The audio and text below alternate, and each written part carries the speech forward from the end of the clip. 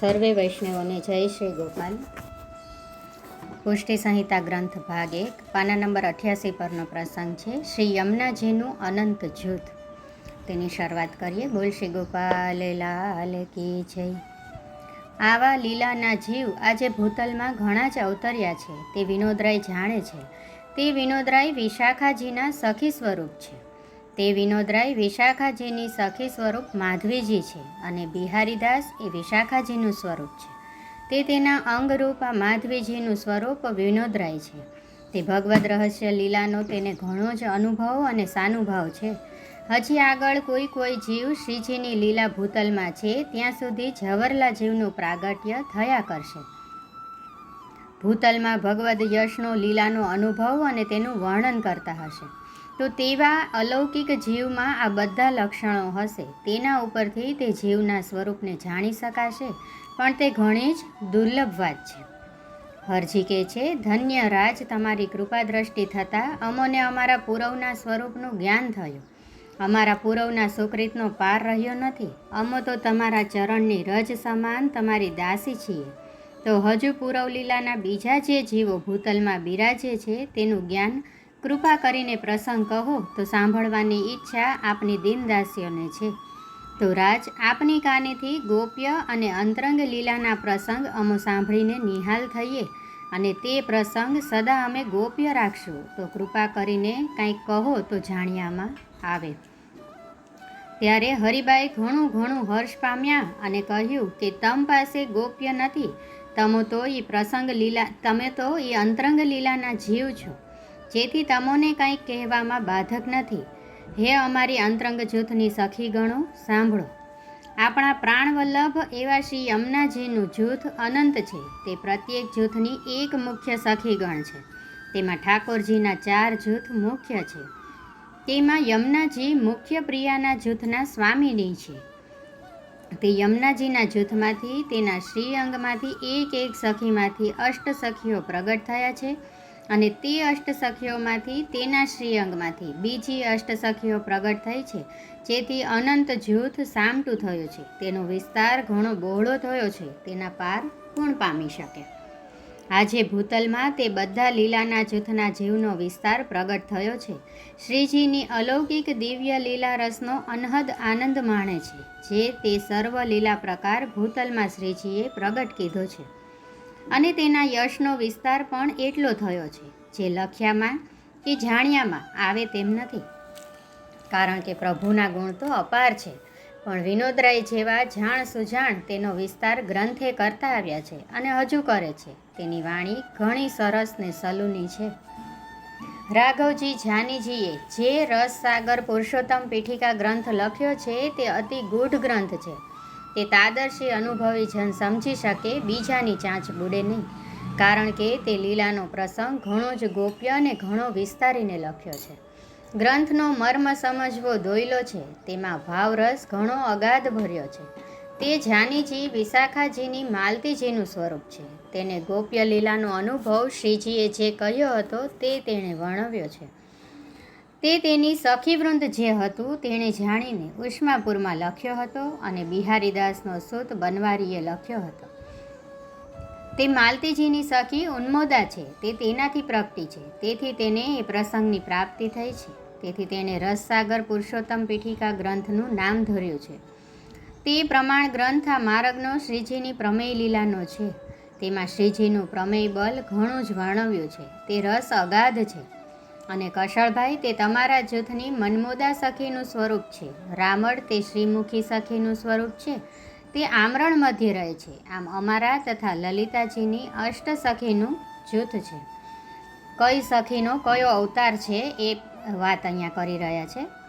અને તમોને મહારાજ શ્રી જમનેશના સ્વરૂપમાં રસરૂપ શ્રી ગોપેન્દ્રજીના સ્વરૂપનું દર્શન થશે, ત્યારે સર્વથા અપરાધમાંથી મુક્તિ થશો. મહારાણીજીએ તમોને આજે દર્શન દાન કરીને પોતાના અપરાધનું નિવારણ કીધું. હવે ઠાકોરજીની કૃપા થાય ત્યારે તમો સદા તે અપરાધમાંથી મુક્ત થશો. ત્યારે શ્યામજી પૂછે છે કે મહારાજ એવી કૃપા અમારા પર કયા પ્રકારે કરશે તે કહો. ત્યારે હરિભાઈ જવાબ આપે છે એમને કે મહારાજ તો હાલમાં ડુંગરપુરમાં બિરાજે છે. તે પરદેશ પધારશે ત્યારે તેની ઈચ્છા હશે ત્યારે થાય. તેમાં આપણી ઈચ્છા શું કામની? કારણ કે મહારાજનું સ્વરૂપ તો અલૌકિક વૈષ્ણવી યોગમાયાનું છે. તે વૈષ્ણવી યોગમાયા દ્વારા શ્રીજી પોતાની સર્વ અલૌકિક અંતરંગ લીલાને ભૂતલમાં પ્રગટ કરે છે. યોગ એટલે પ્રાપ્તિ કરાવવી અને વૈષ્ણવી માયા એટલે પ્રભુજીની અલૌકિક ઈચ્છા શક્તિનું સ્વરૂપ છે. નિજ ઈચ્છામાં આવે ત્યારે જે લીલા પ્રગટ કરવાની હોય તે કરે છે. તેથી વૈષ્ણવી યોગ માયા તે શ્રી ગોપેન્દ્રજીની ઈચ્છા શક્તિનું સ્વરૂપ છે. તેમાં શ્રી ગોપેન્દ્રજીએ પોતાને જ્યારે સ્વધામ પધારવાની ઈચ્છા થઈ ત્યારે પોતાની નીચ ઈચ્છાનું સ્વરૂપ વૈષ્ણવી યોગ માયામાં અંતર્ધ્યાન કરીને તેમાં બિરાજી રહ્યા છે. તે સ્વરૂપ ગોપ્ય છે અને રસાત્મક ભાવાત્મક સ્વરૂપે તેમાં બિરાજી અવનવી અલૌકિક લીલા દર્શાવે છે. જીવને ભગવદ્ સાનિધ્યમાં લીલામાં લઈ જાય છે. તેની પ્રાપ્ત કરાવી તેનો નિરોધ શ્રીજીના સ્વરૂપમાં કરાવે છે. તે સર્વ કાજ તે ઈચ્છા શક્તિરૂપ વૈષ્ણવી યોગ માયા દ્વારા થાય છે. તે કૃષ્ણ ભટ્ટને અને સેંદરડિયાના મોરારદાસને તથા ડુંગરપુરના રાજા જશવંતસિંહને તે સ્વરૂપનો ઘણો જ અનુભવ શ્રી ગોપેન્દ્રજીએ સાક્ષાત કરાવેલો હતો. તેથી કૃષ્ણ ભટ્ટે તેનો વર્ણવ સઘળો આખ્યાનમાં કીધો છે. તે કૃપા સાધ્યને તે સ્વરૂપ સમજાય, બીજા તો શું જાણે? સૂતા સ્વરૂપે જાણે તેને શું પ્રાપ્ત થાય? સૂતામાં નીચ સ્વરૂપે બિરાજી રહ્યા છે તે વાત સમજવી ઘણી દુર્લભ છે. ત્યારે વિનોદરાય કહે છે કે અમો સર્વ તમારી વાણીના જૂઠણના અધિકારી છીએ, તો તે પ્રસંગ આપની પાસેથી રંજક સાંભળવાની ઈચ્છા છે. તો થોડો વર્ણવ કરીને સંભળાવો તો તેના પ્રસંગનું કંઈક પ્રમાણ જાણવામાં આવે.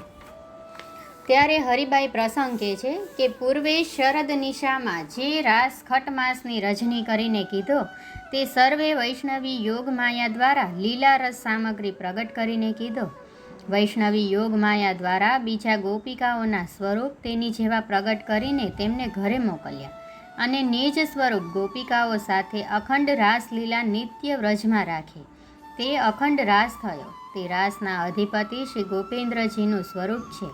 તેથી તે રસાત્મક રસરૂપ સ્વરૂપ કહેવાય છે અને તે રસાત્મિક સ્વરૂપ પ્રભુજી ગોપાલજીને ત્યાં પ્રગટ થયું અને પ્રભુજી ગોપાલલાલજીની અલૌકિક પતિવ્રત પણધારી યમુનાજીના જૂથના જીવોની સૃષ્ટિનો વિસ્તાર પામેલા પૂરવના જીવનો અંગીકાર પ્રજમાં પધારીને કીધો. તે બધું જ જૂથ શ્રી યમુનાજીનું તેની નીચ અંતરંગ સખીગણોનું આપણું છે. જેથી તે જૂથને ઠકરાણી ઘાટના જૂથની ઉપમા શ્રીજીએ આપી છે. તે જૂથ સર્વ જૂથથી ન્યારું છે. તેના શરણદાનનો પ્રકાર પણ ન્યારો કીધો છે.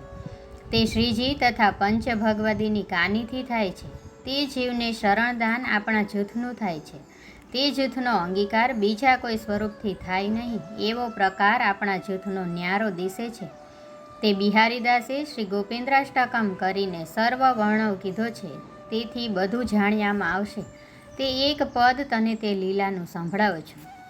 પદ છે: મેરે શિર શ્રી જમુનાજી કી છાપ મેરે શિર કોટી જન્મની ચેરી તેરી કહા કરે તન તાપ સતયુગ ત્રેતા સંગ સાહેલી ષોડશ ધામ વિલાસ આદિનારાયણ લક્ષ્મીવર રાજે તિહા તમારો વાસ દ્વાપર રાસ રમણ કી ઈચ્છા આદિ વચન વિસ્તારે નંદ કિશોર કિશોરી જોડી પ્રગટ પ્રતાપ હમારે તબ જોટા દેતી લલિતા રસ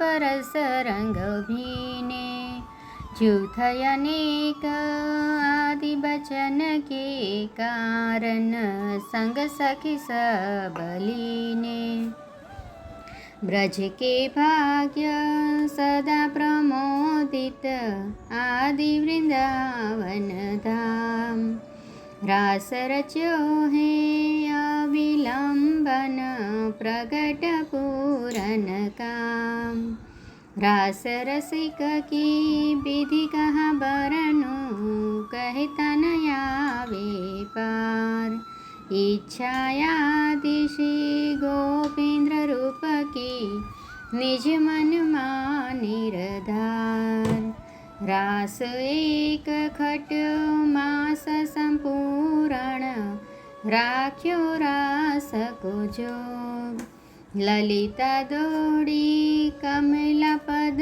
पकड़े लिए बचन संभोग इच्छा आति बचन के कारण प्रगट भये श्री गोपेन्द्र सुरसुत महाराणी मानी लीने अपुने वृंद ललिता नाम हमारे पेले अब हरिदास कहाए कलि के जीवयो धारण कारण हरिवर भोग धराए मेरे शिरसी जमुना जी की छाप।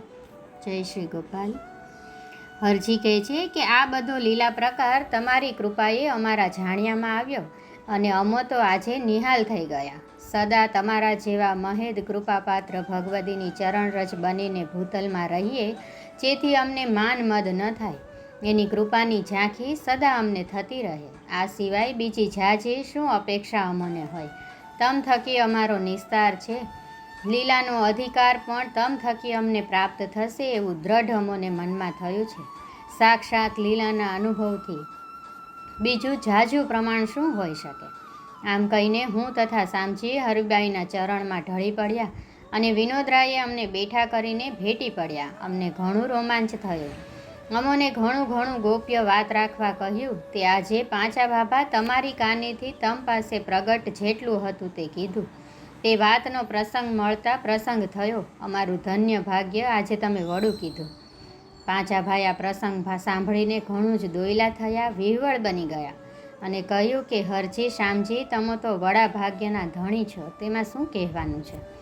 ઘણું ગોપ્ય રાખવા કીધું ને રાખ્યું તે પણ તમારી ઠાવકાઈ છે. કારણ કે આવા લીલાના પ્રસંગ જેને તેને ન કહેવાય. એમ કરવાથી તો એ લૌકિક જેવા થઈ જાય. કાંઈ વધુ ઘટ્યું કરે તો અપરાધ પડે. માટે અનઅધિકારી જીવ શું જાણે? પાત્ર વિના વસ્તુ ઠરે નહીં, માટે કીધું. તમો તો અમારા જૂથના જીવ ઠર્યા. તમારી બેવની સરાહના અમથી બીજી ઝાઝી તો શું થાય? લે હવે સુખાળા થાવ, રાત ઘણી ગઈ છે. પછી સૌ સુખાળા થયા. તેરસના દિન સવાર પ્રરોઢ થતાં સૌ જાગ્યા ને પ્રભાતી વગેરે બોલ્યા.